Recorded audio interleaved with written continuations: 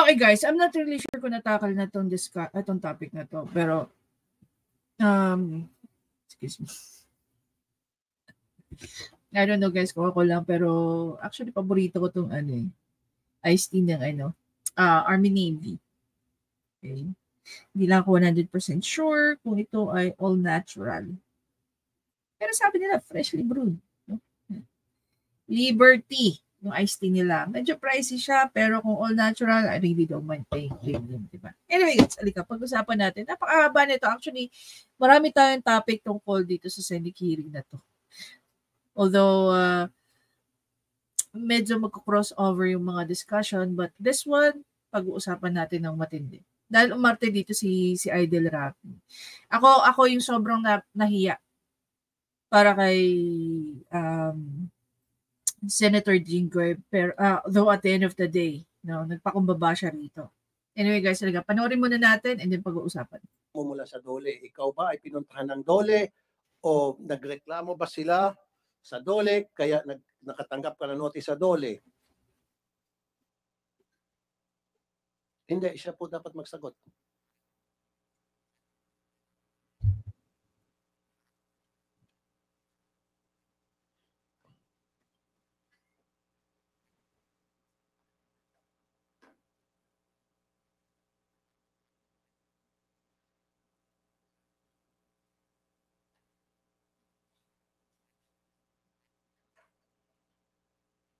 Tulfo, how long will your questioning still? Po. Sir, Your Honor. Can you answer that? You're being assisted by your lawyer, pwedeng pakisagot na. Nakikinig naman dito ang Department of Labor. Dito ho si Director Satumba. Ako na magtanong sa labor. Ma'am Satumba, Director, meron po siyang natanggap daw na notice for violation ata from labor. Ano nag-trigger po noon? Bakit po siya nakatanggap? Okay, thank you po, Mr. Chair, Your Honor. Nung malaman po namin yung kwento ni Ma'am LV, nag-moto proprio po na inspection ang DOLE Mimaropa, ang field office namin noong August 11. At okay guys, doon po sa mga hindi nakakaalam nung salitang moto proprio. Okay? Ibig sabihin po nun, sila po ay kusang tawag dito, kusa po silang nag-initiate ng investigation. Okay?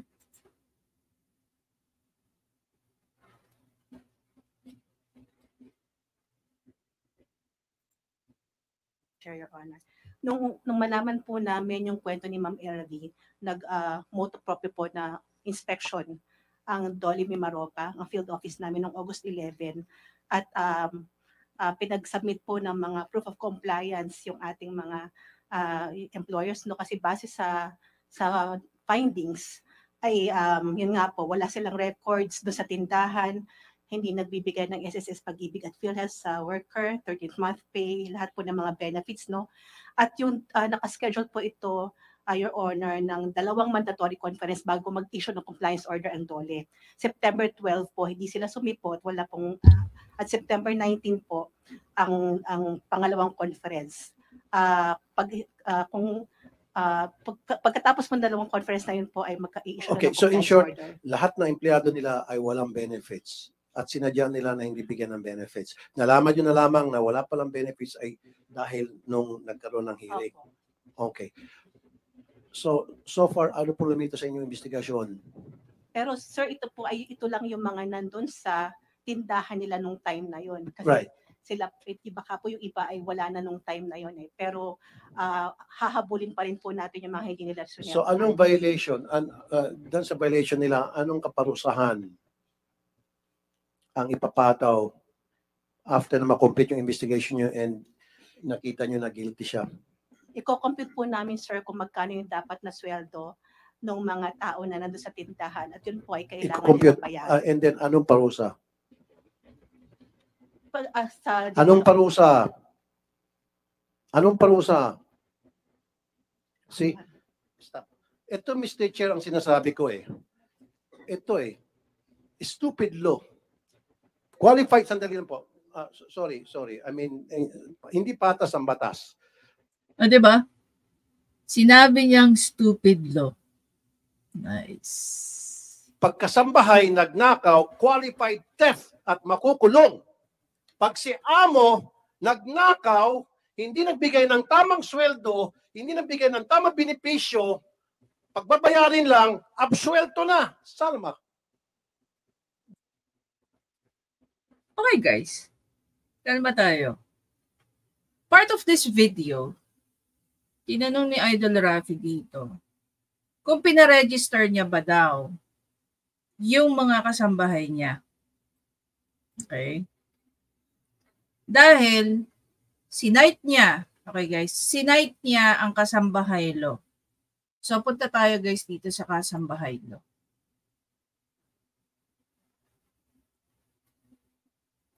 Tingnan natin yung, tingnan nyo na rito.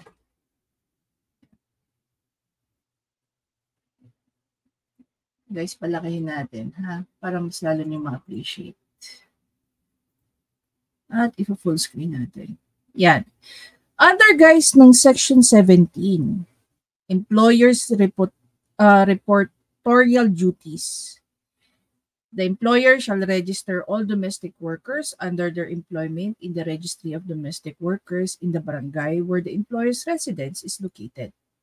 The Department of Interior and Local Government, the ILG, shall, in coordination with DOLE, formulate a registration system for this purpose. Okay? So he was able to cite this. Not specifically, but he knows it exists sa kasambahay law. Now, if we're going back, no, dito sa video na to. Di ba? Ito yun eh. Ilang kasambahay na ang nakulong dahil nagnakaw ng toothpaste, nagnakaw ng cellphone daw, kung ano pang pagnanakaw, na pinagbintang sa kanya ng kanyang amo, kulong qualified theft. Pero si amo, nakaw ng sweldo sa mga empleyado at mga benepisyo, at kapag nalaman ng DOLE, walang parusa kundi pagbabayarin lang. Walang kulong. Okay. Dito tayo na fake news ni Idol Rafi. Bakit? Kung babalikan guys natin ang kasambahay law na mismong binasa niya, no? At ginawa pa niyang reference. Which by the way, even before we get into that portion of this law, may kanya-kanya pong batas. Okay? Ang PhilHealth, ang SSS, ang Pag-ibig. Marami na pong mga employers ang nakasuhan ng SSS dahil hindi po sila nagpumuhulog ng contribution. Same goes with PhilHealth, same goes with Pag-ibig. So, inakasuhan po yan ng iba't ibang ahensya. Hindi lang po ang DOLE. Ang DOLE, they handle administrative, which is basically yung pagkuha ng mga dapat na ibabayad dito sa ating mga employer. Okay? Meron dun pong provisions ang ating labor law na pwede rin po silang mag-file. Hindi lang po magbabayad ng fine, pero may kulong din between 3 months to 3 years. And right now, actually guys, as you can see here, meron po akong nahawak na the Labor Code of the Philippines. Ang tawag po dito is CODAL.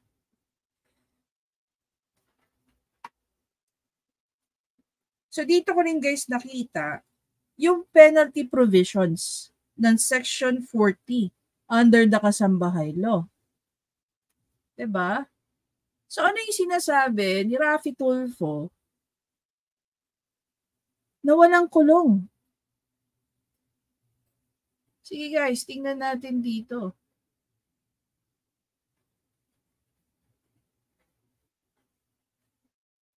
Daanan muna natin mabilis yung settlement of disputes. Ayon sa Section 37, Mechanism of Settlements of Dispute, All labor-related disputes shall be elevated to the Dole Regional Office having jurisdiction over the workplace without prejudice to the filing of civil or criminal action in an appropriate cases. The Dole Regional Office shall exhaust all conciliations and mediation efforts before a decision shall be rendered. So, ibig sabihin, okay? Ibig sabihin dito, not because tinutulungan ng Dole ang mga employees na mabawi ang kanilang mga benefits or salary or whatnot na hindi na ibigay sa kanila. Ibig sabihin, absuelto na sila sa possible civil or criminal cases. Diba? Ordinary crimes or offenses committed under the revised penal code and other special laws by either party shall be filed with the regular courts. The same thing. Say for example, guys. Okay? Say for example, si kasambahay nagnakaw. Do you really think Dole ang nag-aano ng hearing yan? Of course not.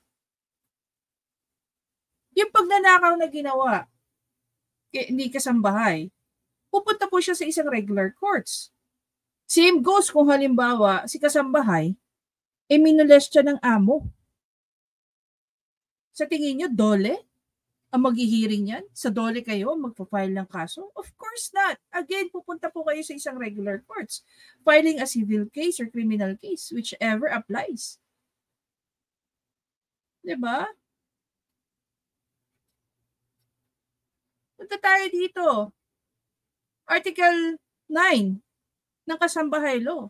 Section 40, penalty and violations of the provision of this act declared unlawful shall be punishable with a fine of not less than 10,000 pesos but not more than 40,000 pesos. Without prejudice to the filing of appropriate civil or criminal case, criminal action by the aggrieved party. Say for example, guys, nag-file si employee, nagrereklamo, hindi po ako binayaran ng ganito. Hindi po naghuhulog ng mga benepisyo ko, pero nagkakaltas po sa akin. 'Di ba? Minention ba ni Raffy Tulfo? Any regular corporate employee, they get deductions. From that deductions, that becomes your contribution to specific government agencies such as SSS, PhilHealth, and Pag-ibig. Because over time, with SSS, you get what? Pension. Pag-ibig fund, what? You get the luxury of, filing a loan, housing loan, para makakuha ka ng property, PhilHealth, so that you can get discounts whenever you get hospitalized. Now, the question dyan is, yung pagbibigay ba ng benepisyo sa mga taong to, sila ba ay meron din mga deductions? Diba? Hindi ko po pinagtatanggol ang mga Ruiz. I want them to go sa kulungan. Sinasabi ko lang, para magwawala dyan si Raffy Tulfo, naitanong ba niya na kung ang mga among to nagkumukuha rin ng deductions? Because that becomes a different story as well. Halimbawa na lang, ang isang empleyado ng mga Ruiz nag-file ng reklamo sa SSS. At sabihin,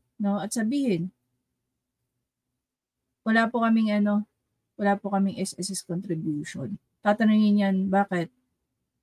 Sinakaltasan ba kayo ng contribution? Maraming factors, guys, eh. Yung hindi pag-aasikaso ng mga Ruiz is one thing. Yung hindi rin nilang pagkakaltas is another. Pero normally, guys, kahit malaking tindahan, whether sa palengke yan or what, meron din talaga dyan na nagkakaltas para sa mga contributions ng kanilang I'm gonna give you one good example. I have excess na hindi sila nagkakaltas, pero nagbibigay sila ng contribution para sa kanilang mga katulong. Meron din naman, may certain amount of salary, and ini-explain sa kanila, hinuhulugan ko ang SSS mo, hinuhulugan ko ang PhilHealth mo, hinuhulugan ko rin ang Pag-ibig mo. Maraming big employers, no, like kahit sa kasambahay, sa mga mayayaman, they do that.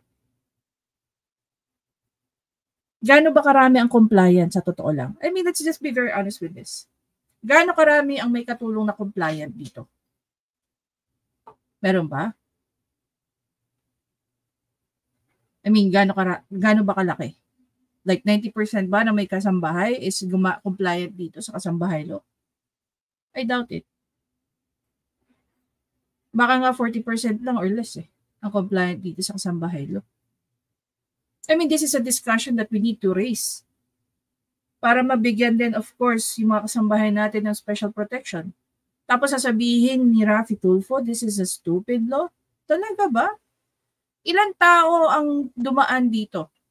Pinag-aralan, binasa, tiningnan. So pag sinabi ni Raffy Tulfo that this law is a stupid law, then parang sinabi niya lahat ng nag-approve nito stupid. Kahit pa yung presidenteng pumirma dito. Sino ba ang presidente ng panahon? Si Noynoy. Diba? Pag may nagsabi, gaya ni Raffy Tulfo, na itong batas na to ay isang stupid law, di lahat ng taong pumirma dito, especially the president at that time, ay stupid. Pero ang tanong ko ngayon, sino mas stupid? Talking about the penalties under Section 40. Ang isang employer pwedeng kasuhan ng SSS, ng Pag-ibig, ng PhilHealth, ng DOLE, even ng kanilang employee, whether ito po ay isang criminal or civil case. Maliligo po ng kaso ang isang employer. Samantala si employer, pag ninakawan, which is yun lang ang ano niya, qualified theft. Yun yung pinuputok ng butsi niya, ni Raffy Tulfo. So sino ngayon yung stupid? Yung nagsabing stupid yung batas na to? O yung batas itself? Diba? If binasa mo talaga ng maigi ang batas na to, you'd know for a fact that there are laws, hindi lang DOLE, no, ang pumoprotekta sa mga kasambahay. Hindi lang administratibong kaso ang pwedeng kaharapin ng isang employer. Pwedeng civil, pwedeng criminal. Tapos magwawala ng ganyan si Raffy Tulfo. Alam mo, yung susunod na video natin, I really don't know kung kailangan pa natin i-discuss. Pero siguro papadaanan natin ng maikli. Kasi doon pinakita Senator JV kung gaano siya nagpakumbaba. When in fact, kung talagang nabasa nga, wag lang mapahiya si Raffy Tulfo sa pagpapabida niya. Nagpakumbaba si Senator JV doon. Anyway guys, again, maraming salamat sa panonood. Please don't forget to subscribe, like, and comment. Share nyo na rin. Definitely, pag-usapan natin sa comment section kung ano ang palagay ninyo sa pagkakasabi rito ni Idol Raffy na itong kasambahay law ay isang stupid law.